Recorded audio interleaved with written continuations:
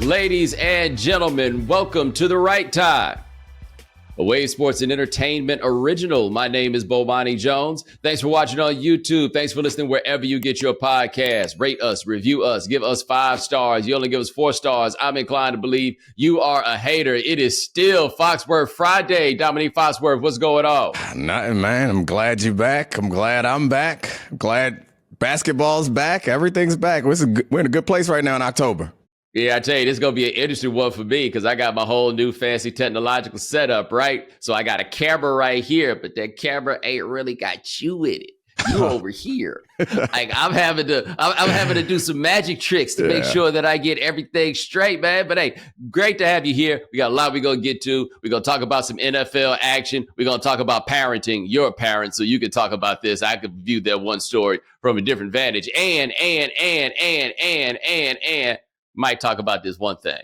We're going to see if we get to that one thing. But off the top, we have to get to it. It's so wild. Did you see Big Vic on Wednesday night? Absolutely. Like, that was appointment television. We've been talking about this whole time. They hyped it up with that preseason game. It felt like a movie, and that there's been teasers all summer long since, I guess, the summer league. And before that, you and I have been talking about Big Vic for a long time. And boy, was I happy to see him out there. He didn't play as much as I thought, but still, the first stat he recorded was that block, right? Yes, on Kyrie, right? Or Kyrie was like, oh, okay, New World Order, got you. I crashed out on it at the beginning of the fourth quarter when Big Vic got the 5th foul, because I was just like, look, man, I can't be sitting through these long stretches of this, hoping he come back at my age. Like, I'm just not going to be able to get that done, right? Then apparently he came in the fourth quarter and went to work. But the problem that the Spurs have is it seems to be a widespread case of MCS, main character syndrome. Whole lot of dudes. Like, I don't know if Pop has just not come and had to talk with those guys yet, but it seems like they need to have the talk. I would love to call them all out by individual name, but I realized as I was watching that game last night, they might as well have called this game Meet the Spurs. I had no idea. I had a couple of he's still in the league categories. I saw the dude that got $150 million, and I learned how to say his name to my shock and surprise. Greg Popovich let that dude get a blonde hairdo and wear number 10. I thought that would give him some Dennis Rodman triggering flashbacks. He's like, hey, big dog, you got to pick one. But all those dudes seem to think that we came to see them, and we did not. I mean, right now it's a land grab. They feel like it's they feel like it's manifest destiny out there. They moving out to the new frontiers of the West. And they're like, man, I'm going to take all this land. This is mine. What they don't know is sooner or later, as soon as Vic get comfortable or Pop get comfortable enough, I think they do know this, but they are out there fighting. I guess that's what's happening. They fighting to be Robin. They just want to prove that they deserve to stay on the roster when the roster gets turned over, because some of y'all going to have to go when they bring in some real people to work next to Vic. They look good. They was athletic. They was playing hard, but they ain't going on that Vic level. And I just, after that first play, I think about help defense as around the rim. Like, somebody get past you and you got help defense. I never in my life thought about it. I'm sure it's happened before, but I never thought that it could be a consistent thing that you doing help defense on mid-range game and not just helping to cut off the lane, helping to block damn shots on the mid-range game. Help defense everywhere. I don't want to get too excited.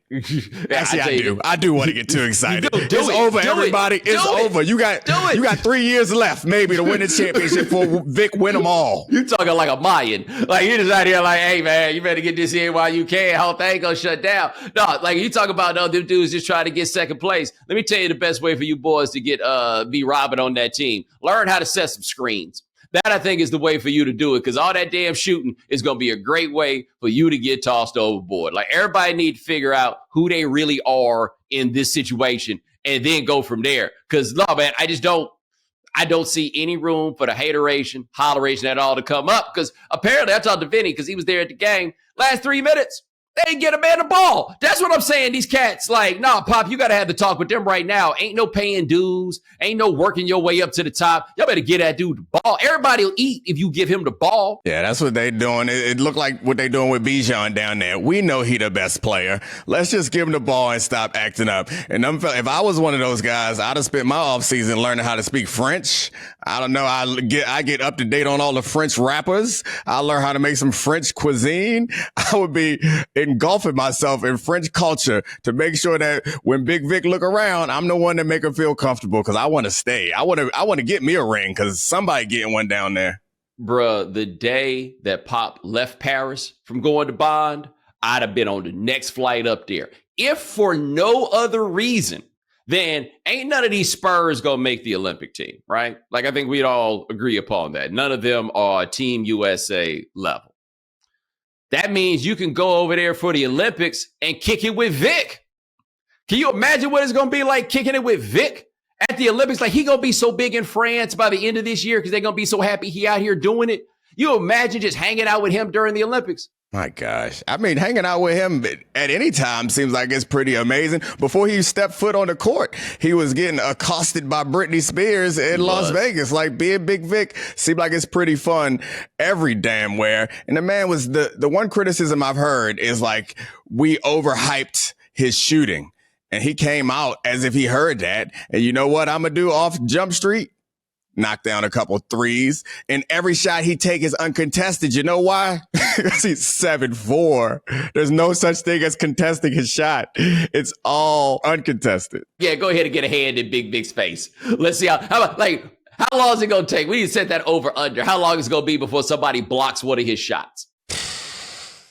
I don't know. I'm thinking next year after, he's gonna take it light. I don't know how it's gonna get easier, right? Like I don't know what the chain of events that's gonna have to be in order for somebody to jump up there and block Big shot. Like, I remember when I was in high school, there was a little town in our district called New Caney, and Adam Dunn went to school there, the Cincinnati Reds. But Adam Dunn got a scholarship to play quarterback at Texas. Like, he was that dude. Like, don't get this twisted. A dude I went to high school with the year after I graduated got a sack against Dunn, and he was the only person in the district to get a sack against Adam Dunn. That's what this is gonna feel like if somebody get a block against Big Vic. I'm gonna stop the game right now. Put my jersey all the way up there. Go ahead and raise it up right now.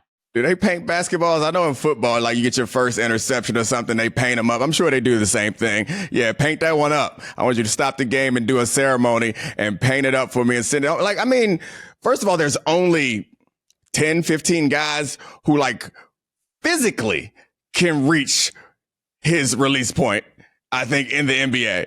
And then are those guys also have the bounce to do it, the athleticism to stay in front of them? Like, I hadn't even thought about the fact that you can't block a shot. It's like you bring the hook shot back. This man he's a hook shot from everywhere on the floor. I said that if he learns a sky hook, they're just like, what rule are they gonna have to change? Right? There's just not going to be anything that anybody can do if he were to get a hook shot. It just be canceled Christmas. Like, we're going to see overall how this goes. I want to tell you this about the NBA. I saw something happen that I've never seen before. The world's earliest players only meeting. The Bulls had a players only meeting after game one, Domonique. Game one. They had to get together to talk it out. Oh, gosh. I can't imagine a worse sign than a players only week one. What the hell could have happened? Already we out. Already people not spending enough time watching film. Already people partying on the road too hard. Like, that's the point of these meetings. People not bought in. What was y'all's training camp like if this is what it was in game one? I think the one thing that I would be concerned about with Big Vic is that he does so much well. And I guess that's why that Greg Popovich, that's why we should be happy that Vic is there, is because when you have someone or something that can do everything, like, you could be prone to do the wrong things, to build around them in the wrong way. I'm not going to pretend like I know what the right way is to build around him, but I have to be honest. And I know this is going to resonate with you. As much as I enjoyed him hitting them threes, I ain't like him out there to start with. Get your big ass down in the muck. See, it's a little tricky with tall man, though. He's tall man until proven otherwise. Like, the thing for him is the post is 19 feet. When you that tall, the post, everything is the post. When you 8 feet tall. I'm not asking him to do back to the basket post moves. What I am concerned about is do not turn him into a floor stretcher, and I don't care how well he handles the ball. I don't want y'all trying to do Durant stuff with him. Like that, to me, he's capable of it. If they give you a matchup, he's capable of it. I just don't want to get enamored by that and have him out there doing it. And again, I'm not even a basketball analyst, so I'm sure basketball coaches know better than me. But I've seen this movie enough times with guys who show the ability to shoot and show a little ability to handle the ball. Now they like, you know what? You run the offense. Nah, that ain't for everybody. Yeah, Kristaps Porzingis has entered the chat, is basically what you're saying. Like, that's where it is. But hey, he's gotten there. He looked pretty good with the Celtics. They gonna move so many of them Porzingis jerseys, boy. Woo-wee! Are you sure? I think Peyton Pritchard's still gonna be the jersey selling leader out there. They already got their Peyton Pritchard jerseys, right? Yeah. It's time for them now to go out there and get a new one. Like, I don't think they know what to do with the Patriots now. They ain't got no white dude who jersey they want over there no more since Mac Jones' booty. Like, they haven't replaced them other cats. Porzingis, man, if Porzingis balls like he did against the Knicks on Wednesday night, they gonna be calling him Sully in no time. The problem with Porzingis is Porzingis ain't gonna be the humble guy. And he was here last year and he played well. Here, by here I mean DC, and he played well, and there wasn't much expectations for the team, so it's a different type of pressure. There's going to be a bad stretch. Porzingis might get hurt. He might play poorly. There's going to be some rough times. And when they come for Porzingis' neck, he not going to back down. And that might go sour for them. Porzingis ain't the type to be like, yeah, I'm just going to go back and work hard. Like, he might actually do that, but for what I've seen, he ain't the type to give you the humility that you expect. And they're going to be out there burning them Porzingis jerseys just as quick as they bought them. Yeah, that's fair, because the one thing that people misunderstand about Boston and their perceptions of how the whites feel about the whites is that when it's balling or just a little bit good, they might just go a little bit overboard and show a passion that they don't show for anybody else. But go ask Gordon Hayward. If you ain't bringing it, it's the same as everybody else. There's bums are all of the same stripe. That's fair. They ain't gonna stick with you if you ain't doing your thing. Oh, speaking of white, you see, I assume that this was popping on Twitter. The man cut it all off. Derek White. Derek White, who got mocked for the hairline. Yeah, that required a lot of stretching, by the way. I'm glad I had seen it, because otherwise I'd have been so confused as to what the hell you was talking about. But yeah, Derek White. The thing about Derek White is Derek White came from so far to come back home. It was just a little bit jarring. But I think he just had that moment where he realized, nope, it's just gone a bridge too far. I've been there. Well, I think that moment was when Stephen A. was making fun of him on First Take. If Stephen A. coming for your hairline, and you can't cut it in that moment. That's the tough thing. He probably decided right then, oh, this got to go. But I can't show up tomorrow with a baldy. That's just going to get more attention. I'm going to wait for the offseason to pop up on y'all fools. Yeah, we need to start keeping a running tally on this, on like who comes home and when. Like, we need to go through every media day picture to start the year to see who we like really need to keep an eye out for, and then see who finally makes the call. Like, I mean, I could go watch my round the horn appearances and I'd be like, yeah, to come home. Like, it was a gradual process. And then I got to Miami and I didn't want to go find no barber. That's really what it came down to. I didn't want to hear what y'all had to say about sports. And then, like, my decision was later validated because one of my homeboys came down and he found a barbershop. But I forget where in South America it was, but it's one of the places in South America where they come from, where they come to America and think that the N-word is an equal opportunity situation. My man just really didn't know how to play it because he ain't from around here, right? Like, you go fight the whole barbershop? Nah, but at the same time, he said the cuts was fly. So he just kind of had to like make some decisions. I didn't want to go through all of that in Miami. So I just went and got the Andes and I decided to come on to the Casa. We had a little pandemic situation. Now I'm back. I don't know the rules in New York, but I know I done heard it a couple times from places that I did not expect. And when I've been in New York, and I also recognize that is an extra burden. I do not feel like I'm obligated to fight every motherfucker that say it. Like, I don't feel like it's not my responsibility at this point. I've passed the age where I gotta whoop a ass or attempt to whoop a ass and likely get your ass whooped, because if they are feeling comfortable slinging that thing around, they are feeling comfortable slinging them hands too. Yeah, New York is basically Puerto Ricans and Dominicans, and kind of living similar lives. It's a whole lot that's going on. It's funny. The Dominicans, they try to be confused with no Haitians in very many cases, but N-words, it's all good. Apparently, like I don't fully understand how it all works. But all right, I took this pause in order to make a transition. Okay, you know where I'm going with this. I'm going to point a couple things out, right? I'm going to try to make this as serious as possible and get to where we go. So if you on the internet, you had seen when that story started bouncing around about Dwight Howard, lawsuit alleging he committed sexual assault. I was very curious to see how our industry would handle it, because it's a civil suit, and a civil suit gives you a measure of, hey, I got to leave it alone. Because honestly, to be fair, anybody can sue anybody for anything. Like, I'm not too big on jumping in the news about that. So I wanted to see how it was that people were going to deal with it, because for those of you who don't know the details of the sexual assault, it's a lot. You might want to Google it, but the detail that jumps off the page is the person alleging sexual assault has their name in the paperwork, and the name is Steven. All right. Like, we are in this space where Dwight Howard has been accused of sexually assaulting a man and has acknowledged himself that there was consensual activity between he and the man that has filed this lawsuit. And I was like, oh, buddy, I don't think our industry is equipped to handle this. There was one show that I knew in sports would take on this topic, and they did. You know what show that was, Domonique? What show? It Is What It Is with Cam and Mace. I knew that they was going to be the only people who came in there, and they were Cam and Mace, but also made some points. And then I saw Stephen A. Smith on his podcast, not to be confused with this television show. Like, Dwight Howard's a pretty big star to be accused of sexual assault, and we just kind of whistling because we don't really know what to do, right? Stephen A. got on his podcast and talked about it, and I mean, I think maybe a little thought and research, probably, because the biggest thing that got him was, whoa, this is weird, right?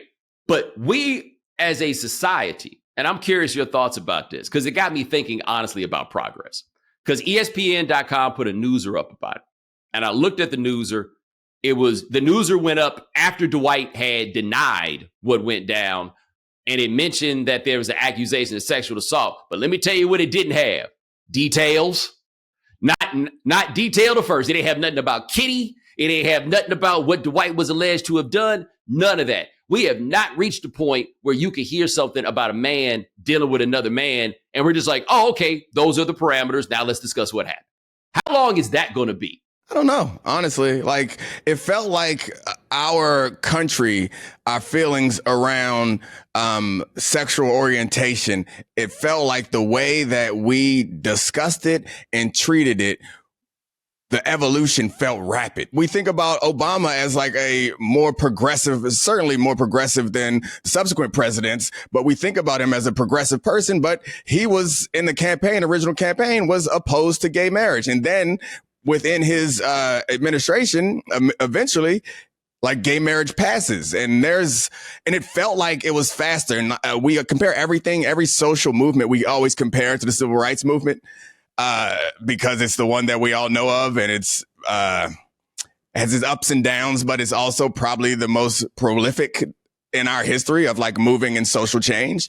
And it felt like, and I know that's some of what motivates Dave Chappelle's stand up around discussing transgender people, is that it feels like things are going faster right now. But then when something like this pops up, we're reminded that us seemingly progressive-minded people are not the majority in the way that we think.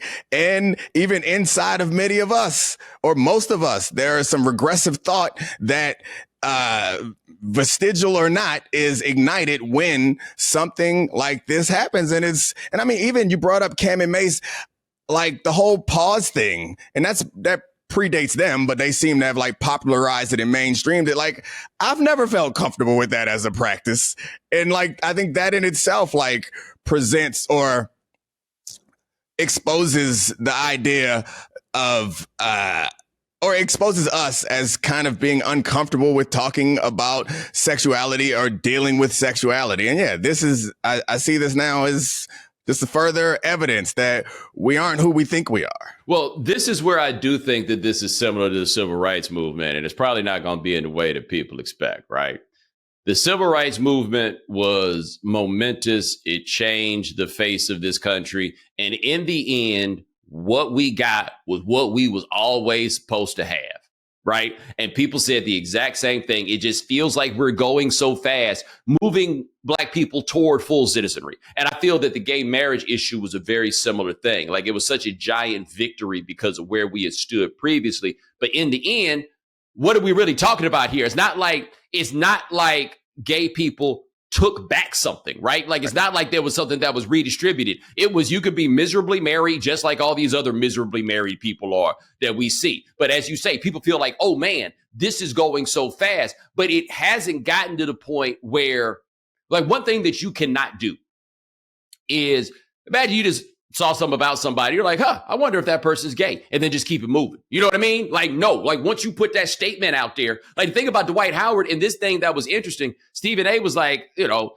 like, he even went out of his way to talk about how he'd seen Dwight Howard with women and all this, and he was just like, I didn't know anything about this. No, this has been stuff like this about Dwight had been bouncing around the internet. Yeah. Like, we had heard that, but you can't do nothing with it, right? Because just the mere idea is so salacious. And I'd even make a certain argument that, to a degree, Dwight Howard saying that he had a consensual physical interaction with a man and just saying it out loud, that's a huge, giant shift. But for everybody else, no. We're not quite there. Because the bottom line is, if he did sexually assault this dude, then that's all bad. All bad. Like, kind of no way around it. Like, this is one of those where people look at it like, you go to somebody's house, like, you want something to eat? Nah, really, I'm not hungry. No, you want something to eat. No. You can't.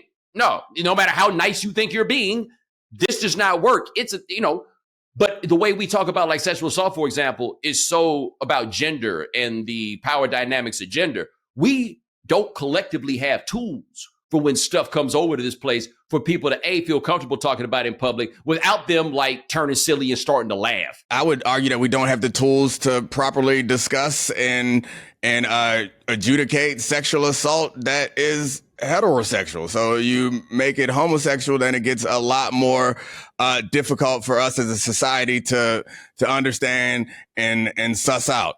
I think paralleling it with civil rights is interesting in that there are big momentous occasions that you get major gains or political gains, or like the Civil Rights Act. And you feel in that moment that something's been accomplished because it feels like it represents a sea change in the way society perceives you and is going to treat you. But you actually get down to it in day-to-day life, people are still not comfortable and they still won't allow the things that you expect to be allowed. They won't treat you the way that you expect to be treated. And we remember when everyone was talking about post-racial America because Obama was president, like, that's a landmark that should be commended and we should all appreciate in the history of this country because it does represent something. But ain't shit changed on the streets. Right. Ain't shit changed on the streets for gay people or transgender people or anyone like within the LGBTQ plus community. All that stuff is going to be the same. And the thing that, and I've been struggling on one of our little side group chats, I've been struggling with this for over a year now, and not this specific point, but feeling optimistic about some of these social things, because it feels like when you start to read about the history of America or the history of just about any society, it'll never really equal out. Like, as soon as you get all the equipment you need to play the game the way that it's being played, they're already playing a new game. And then you try to figure out how to play that game. And so I do find optimism in some places, but I still get incredibly discouraged and frustrated when I think about it. And that's how this feels. It feels like we're always that mountaintop, proverbial mountaintop, it feel like it's moving. No, like I'll make this point as a point of comparison on Dwight Howard, and it's a little different for an obvious reason, which is that it dealt with what was at the time an active player. But it was all kinds of details about Trevor Bauer, right? Like people, they gave you enough details for people to start Googling up what donkey punch meant. You know what I mean? Like it was enough about, and what Trevor Bauer was doing was uncomfortable, right? Like it was disturbing. It was all of those things, but it was a man and a woman. I'm telling you, go look at that ESPN story. You'd be like, wait a minute, it just says sexual assault. And you'd be trying to put the details together because we just not there. Like I don't acknowledge that I'm fully there to be out. Like I'm not saying this so much with a finger wag, but I do acknowledge that we gotta, we're not quite there to the point where you can hear a story about this with two men and one of them being a man that you felt like you didn't notice about, and that the first move ain't jokes. Right? Like when Dwight Howard was trending, it wasn't righteous indignation. It was jokes. It was jokes. Now, we got Mo's show coming up. I'm going to give you a choice on what we talk about next. We could talk about the NFL or we could talk about Israel. Let's go NFL. Let's go NFL, please. Coming up next, the NFL.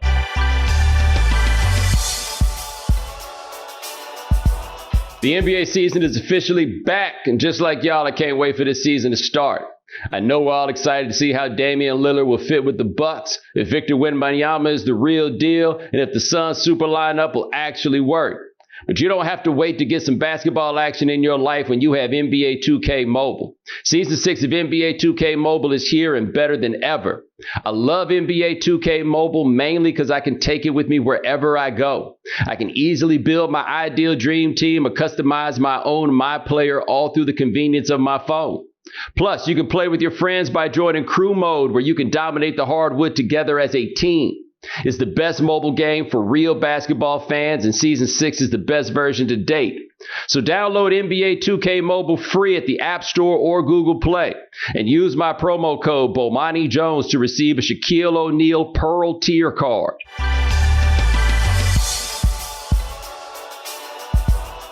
This episode is brought to you by BetterHelp.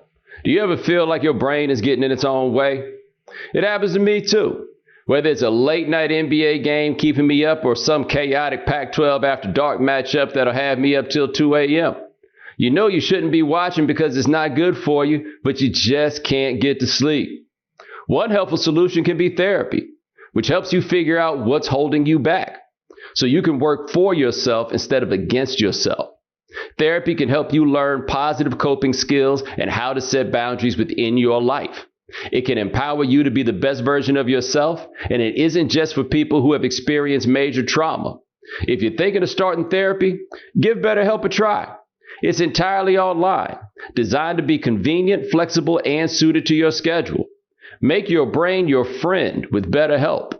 Visit BetterHelp.com/Bomani today to get 10% off your first month. That's BetterHelp, HELP.com/Bomani. All right. Welcome back to the right time. We are going to talk about no, we're not. We're not going to do. You imagine that though, if they popped up one day and they were like, yo, the NFL overseas, nope, they're not doing that. Well, I mean, if it's money there. They're not doing that. They sending football players. They may not go. They will put us in harm's way in a hot second, though. Yeah, if I say you think they'd be over here with you got to put all your stuff in a clear plastic bag. I don't know what they're gonna be talking about to get you in over there. So Sam Darnold apparently is going to play because Brock Purdy suffered one of those late developing concussions after he had his not so great game. So what happens if Sam Darnold balls? Because I don't see that as being humanly possible, just to be clear. I feel like I've seen enough of that man's movies that I know which way they going to go. M. Night Shyamalan ain't getting no more of my money. You know what I'm saying? I've been down this road before. But if Sam Darnold can ball, A, does that just mean anybody can do it with Kyle Shanahan? And B, does that mean Trey Lance will never play a game? So, Brock Purdy, first of all, you need to go ahead and fax that game plan on over and make sure that Sam Darnold don't ball. Because for me and lots of other people like me, it's taken us a long time to come around to saying, you know what? This ain't only Shanahan. This ain't only the talent around him. Brock Purdy got a little something to him. As soon as I start saying that, he starts thinking. And if somebody else come in and the offense looks the same as it has been, it's going to be real hard for Brock Purdy to argue that he deserves the money that he thinks he deserves. And it might be true that he don't. So I have come around to appreciating the anticipation of his throws and also the attitude that he brings to the game. That matters. I think it matters when you're the leader of the team. If you got something to you, it helps. And it seemed like he got something to him. And his personality is the same as that of the defensive players and the same as that of Deebo Samuels. And I think it meets that of the 49ers, which I think matters. And that's something that I don't think Sam Darnold has. But we've seen so many quarterbacks be like serviceable to good under Kyle Shanahan. Quarterbacks that have not had success elsewhere outside of that system, and different types of quarterbacks, despite the fact that Kirk Cousins is his prototype.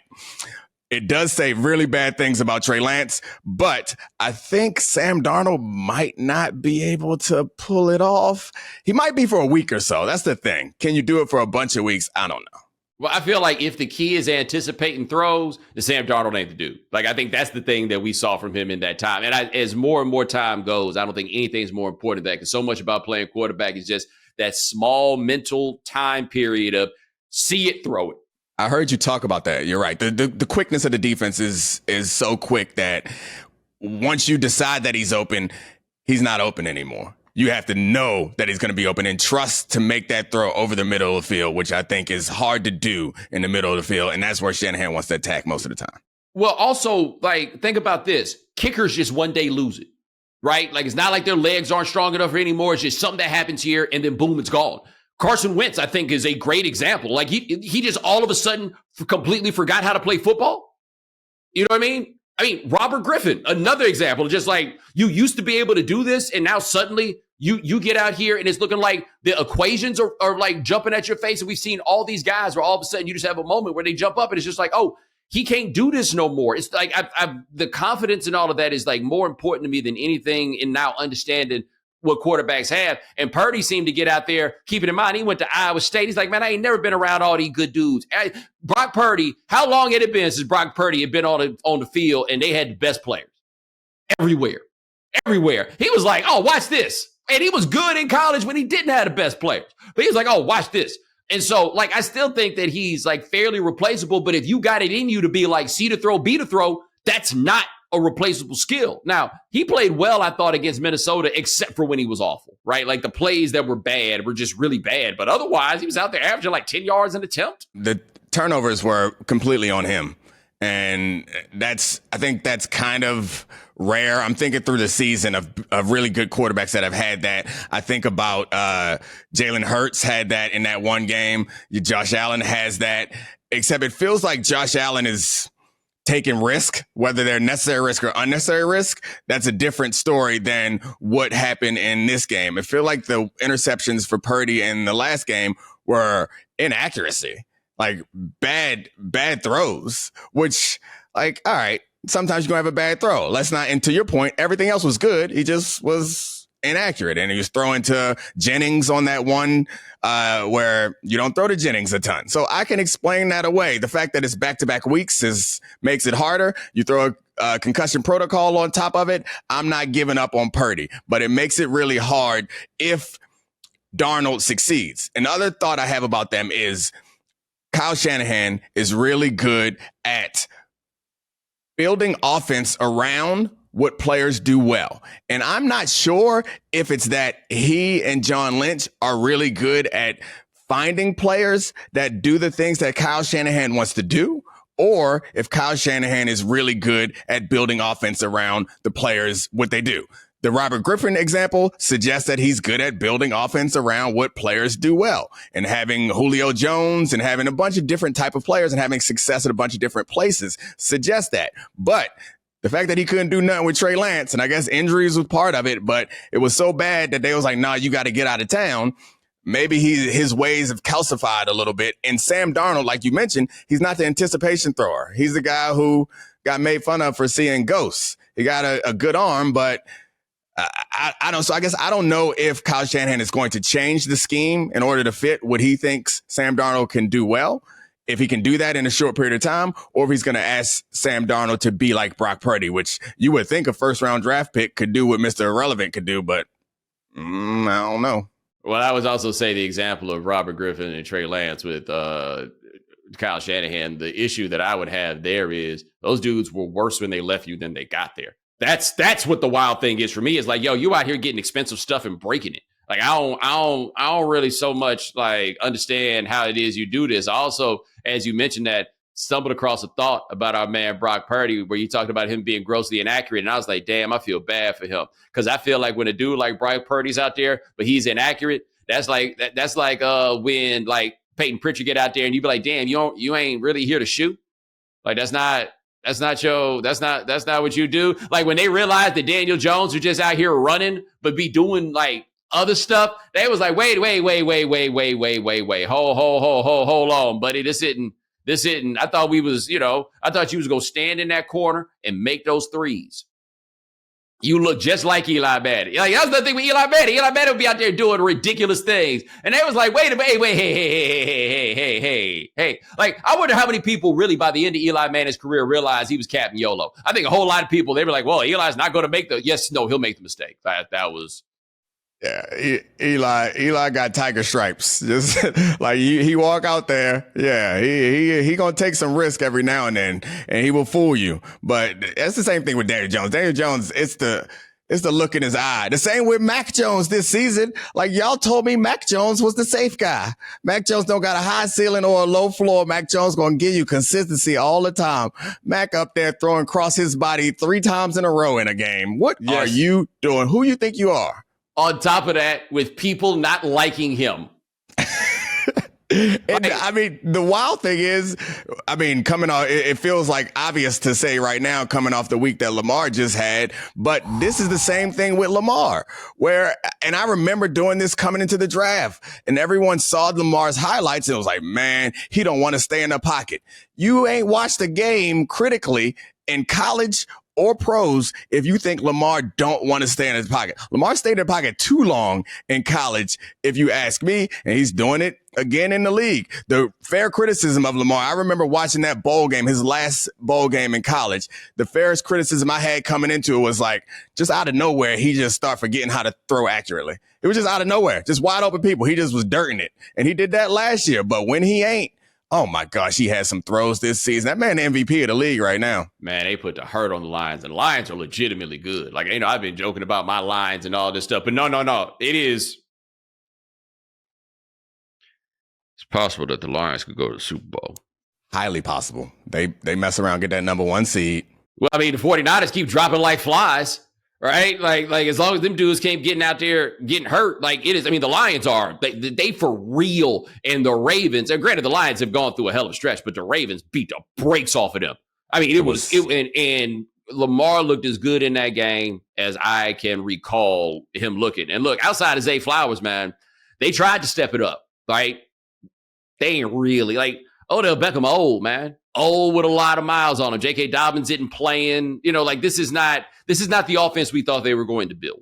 Yeah, Bateman's coming back from injury. He's not his tip-top self, but Zay Flowers is enough, I think, to make them pay. And Lamar is enough. And I have to give credit to Todd Monken. Like the way that he sequenced the plays in that game, he was threatening all parts of the field early. He was like, let's get Lamar on the edge with a run-pass option. Let's do that again. All right, let's attack the middle of the field with Mark Andrews. All right, let's go over the top. We'll show middle of the field and hit Zay Flowers on the inside. Oh, you going to blitz? We're going to make you pay. And that's the big thing I talk about with when teams blitz. The plan for so many teams is to survive the blitz. Like, let's not get sacked. Let's get 3 yards. That's not what I want to do. I want to make you stop blitzing. And you know how I make you stop blitzing?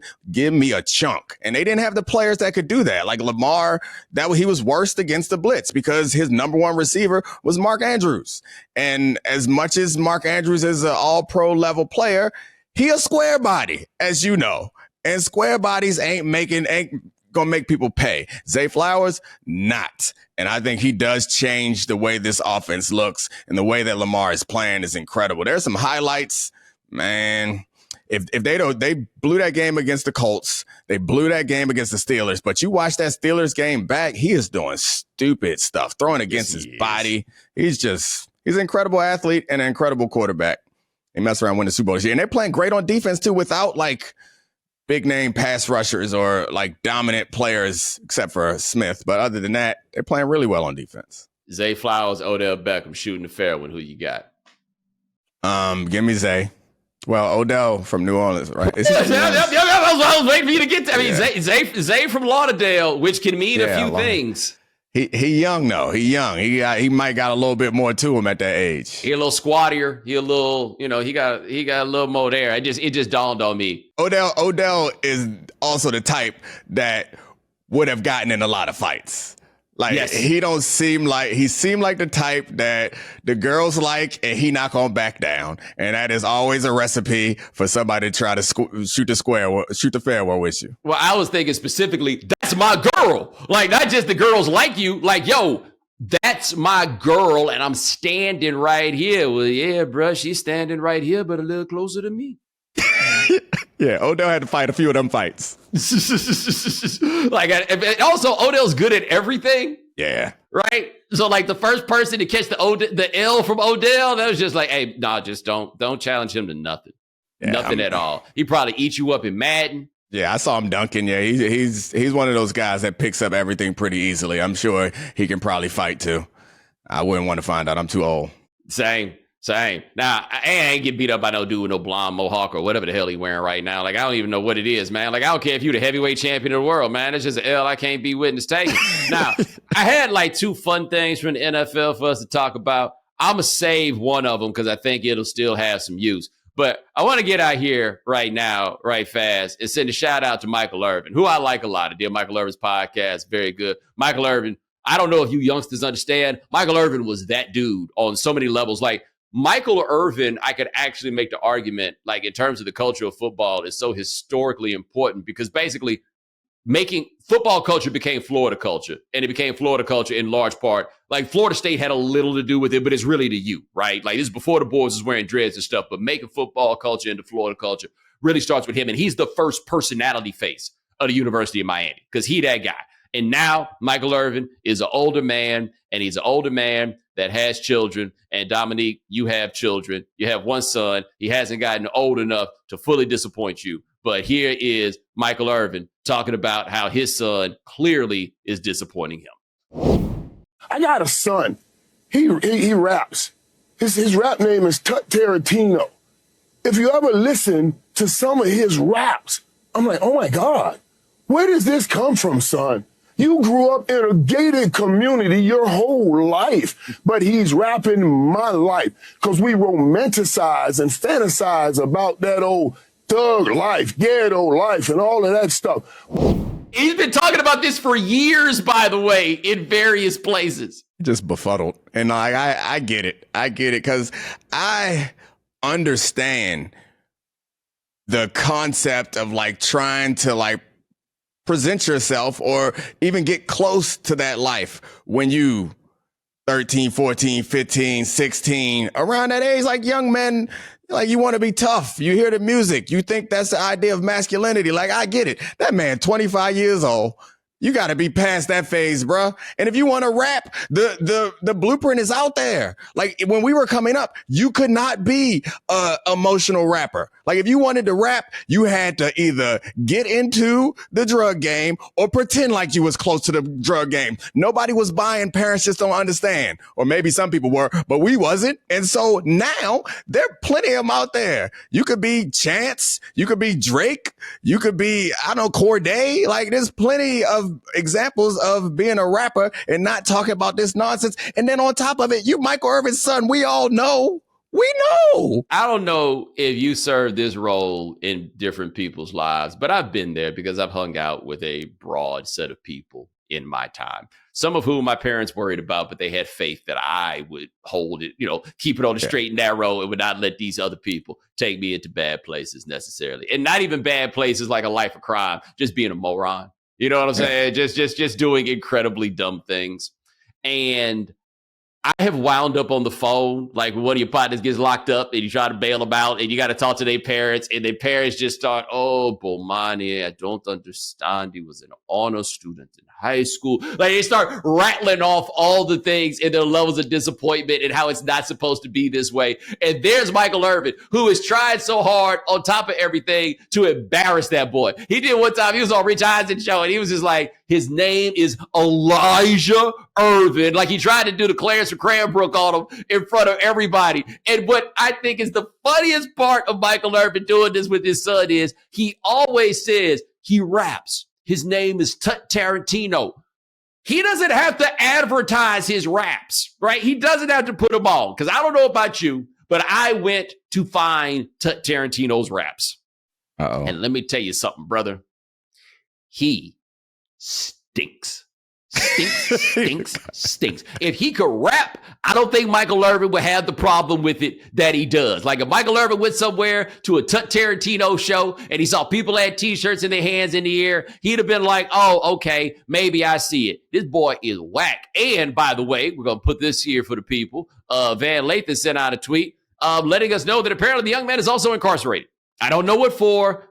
I don't know exactly what it is. I get the feeling he's not so happy with the fact that his pops is out here making these jokes, but your pop's been making these jokes for a long time, and he just don't know where did I go wrong. Michael Irvin went from the hood in Miami to St. Thomas Aquinas High School to get to where he was, only to have his boy turn it all the way back around in the other direction. I know people like that. It was my best friend in high school was that guy where his dad was a math professor. His mom was a nurse and they did everything they could. And he decided at a certain point in high school that he was going to go to do this other stuff. And he had to do some time because of it. Almost got me shot because of it. And it doesn't make sense to me. And Tut Tarantino. So it's like Tutankhamun and Quentin Tarantino collabo? Like you Egyptian filmmaker? What are we doing? I thought Tut, like, another part we got to keep in mind here, right? And this is, I know this don't mean that. Yeah. But like, I know this don't mean that much to the rest of y'all, but like, he from Dallas, man. They weird. So I thought that Tut might like be some Dallas slang that I'm unfamiliar with, right? Like I threw that out there because I take pride in not knowing nothing about these Dallas dudes. Like I just know they be out here doing other stuff that I generally like do not respect. Like that, that's just kind of what it is. But yeah, no, he out there, he's not good at the rapping. And Michael Irvin is just asking for anybody because he was talking about it in the context of John Morant.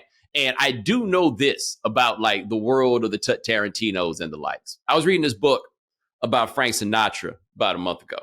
And they made a very interesting point about Frank Sinatra that he started his career with more female fans than male fans and ended with more male fans than female fans. And that the inflection point was when it all fell apart for him and he lost his voice and everything, how he reemerged and what people in this society respect above all else, or at least they used to. I don't know what the hell they respect now. But what used to be respectable above all else was overcoming when it gets hard. And nobody's impressed by what you do if they don't think it's hard. And so you, Michael Irvin's son, you got all these advantages. Nobody's impressed by that. But these other cats, there's something noble about the struggle. But your life don't have no struggle. And I admit, I used to, like, I wasn't kicking it like this guy, obviously. But I used to have, like, I don't know if insecurity is the right word, but I had my issues with the idea that, it had always been good and easy for me. And it wasn't really till I got to grad school and my man D Nunn, right? D Nunn lived a different life than I did. He hadn't lived the hardest Scrabble life, but it was more hard Scrabble than mine. And, my parents, I need money. I'm broke, but I don't really want to hit up my parents because all the people I grew up around couldn't hit their parents up for money, right? Like, that's not how you do it. And I just remember he looked at me and was like, hey, cuz, you better let them help you. I wish somebody could help me. And I had never thought about that. Like the idea that all these cats that I'm thinking in my, in the parts of my mind that there's something to the fact that they got it hard. They're like, why do you think we want that? These cats don't want to be gangsters. They don't want to be gangsters. They don't want to be any of these things that you're asking them to be. And I really had to learn that and be like, oh, dang, I'm tripping. This is wild disrespectful what I'm doing. Like my parents, I would be so mad if I was doing everything Michael Irvin did. I mean, you're very different from Elijah, but I get the point that you're making. But I'm reading this book called Evil Geniuses.